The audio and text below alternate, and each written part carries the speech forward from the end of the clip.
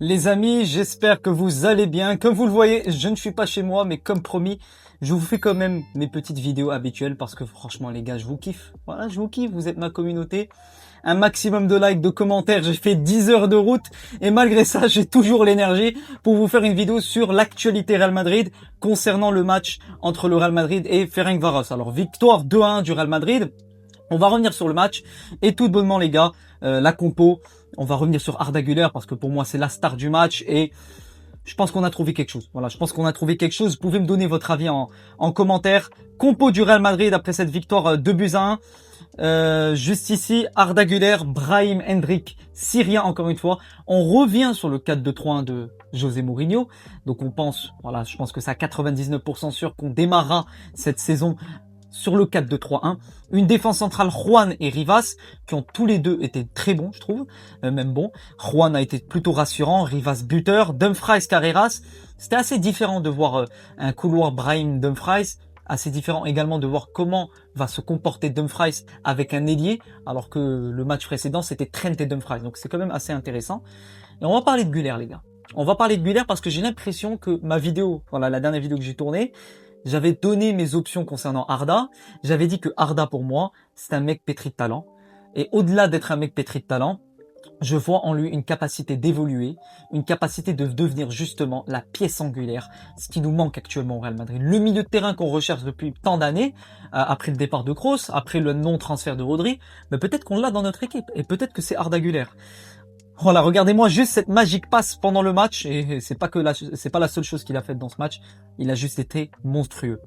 José Mourinho, assez énervé parfois sur le banc, donc on voit vraiment que c'est quelqu'un de très impliqué. J'ai hâte de voir ce qu'il va montrer cette saison avec Madrid. Alors déjà, la première chose que je vois, c'est l'animation sans ballon du Real Madrid 4-2-3-1. Un Hendrick que je vois très souvent très mobile. Le Camavinga qui a été plutôt bon. Voilà, je trouve qu'il a quand même fait de meilleures choses par rapport au dernier match. Je vous préviens, c'est pas la star du siècle.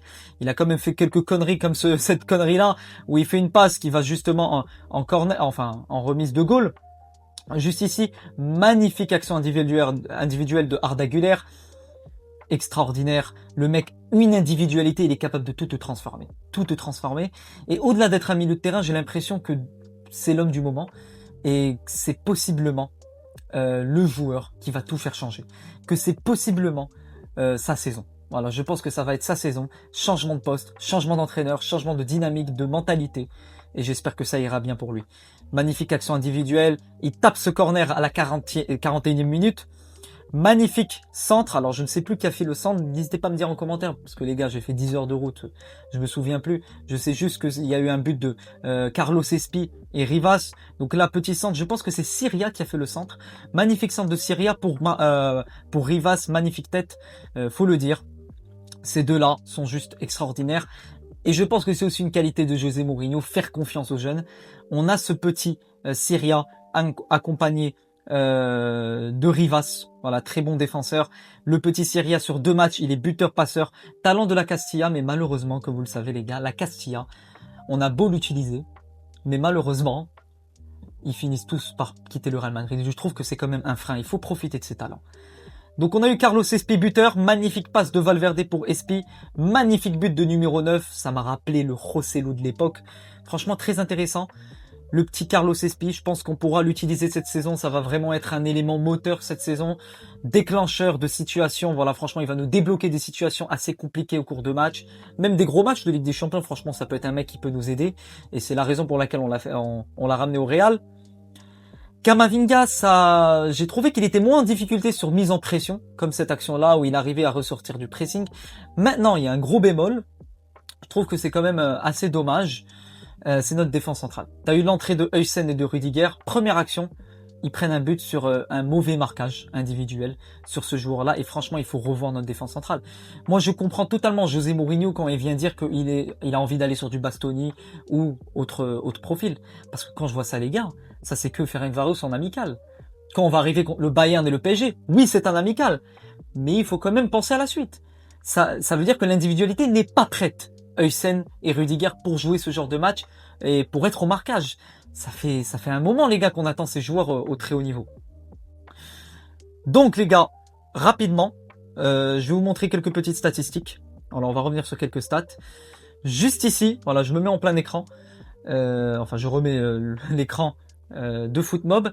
Donc, victoire 2-1 du Real Madrid. Voilà, petit résumé du match. Maîtrise, 17 tirs pour 12 tirs côté Ferencváros, 62% de possession, 3 tirs cadrés. Gros manque d'efficacité côté Madrid. Mario Rivas buteur, Carlos Espi buteur. On a eu quand même pas mal de bonnes entrées. Je pense à la rentrée de...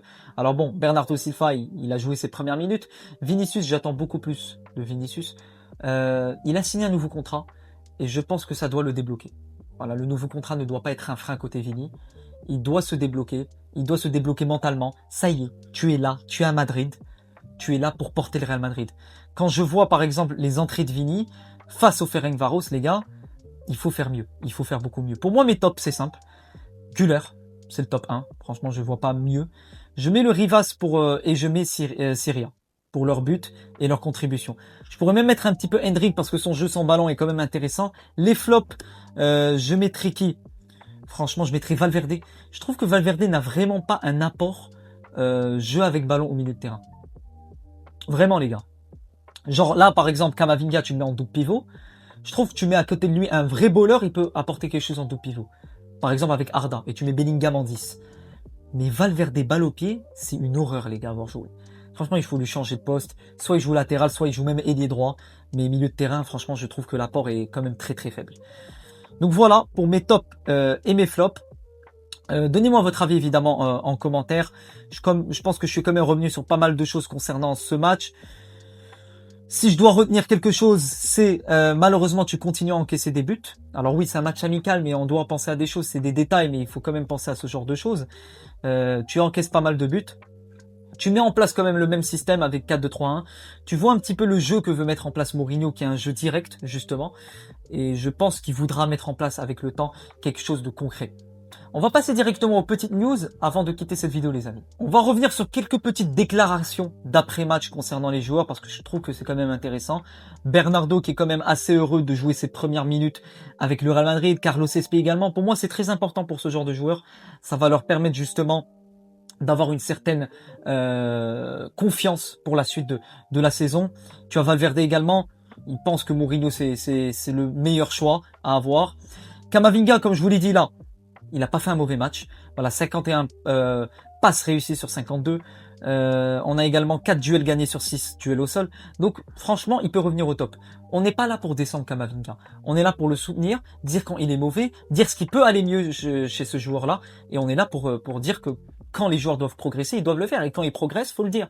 Camavinga a fait un match quand même assez correct. Et concernant l'offre de Vini, voilà, vite fait les gars. Apparemment, il n'y a même pas eu d'offre d'Arsenal XXL. C'est juste une manipulation d'agent pour vous dire comme quoi c'est quand même assez compliqué. Quand je reviendrai dans mon studio, les gars, la semaine prochaine, on parlera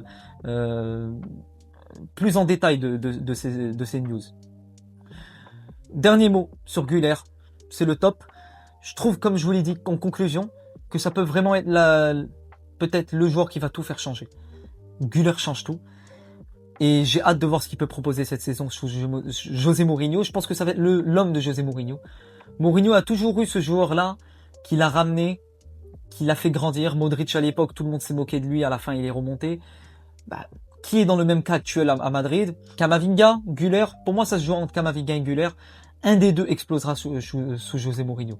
Voilà, j'espère que un des deux explosera sous José Mourinho. Et tout le crédit reviendra à Mourinho de faire grandir ce genre de joueur. Donc voilà les amis, j'espère que cette petite vidéo vous aura plu concernant ce match. Je m'excuse les gars, je suis hyper fatigué. J'ai pas pu faire quelque chose d'énorme. J'ai un petit peu de matos, voilà, j'ai quand même ramené un petit peu de matos. Je suis pas dans mon décor habituel. Mais bon, je suis épuisé, voilà, il est à l'heure où je tourne cette vidéo, il est presque minuit. Alors que j'ai fait 10 heures de route. Je suis là pour vous proposer un maximum de contenu. Je vais essayer de me reposer demain et après-demain et je vous proposerai d'autres vidéos. À la Madrilena Damas les gars. Envoyez-moi de la force, c'est le seul moyen pour vous de me soutenir. Si vous voulez me soutenir, un abonnement, un like, ça me suffit. Je suis hyper heureux pour soutenir mon travail. Et encore une fois les gars, à bientôt pour de nouvelles aventures. Ciao les amis.